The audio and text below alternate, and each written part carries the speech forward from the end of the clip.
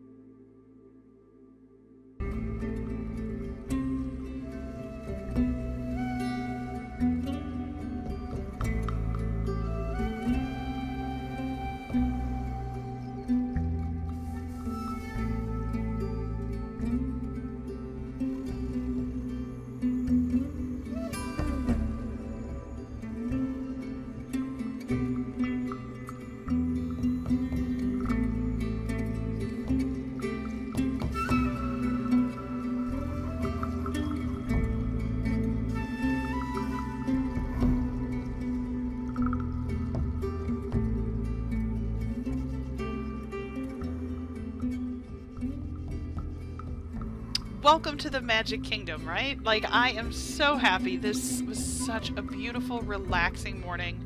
Thank you again for watching. Don't forget to visit my website, JessicaLynnOriginal.com. Be sure to subscribe. There's no cost to do that. It'll just remind you anytime you log on that there's a new video. Or you could join, and then you get fun emojis and other things, and you help support our channel. Thank you again. I look forward to seeing you again soon.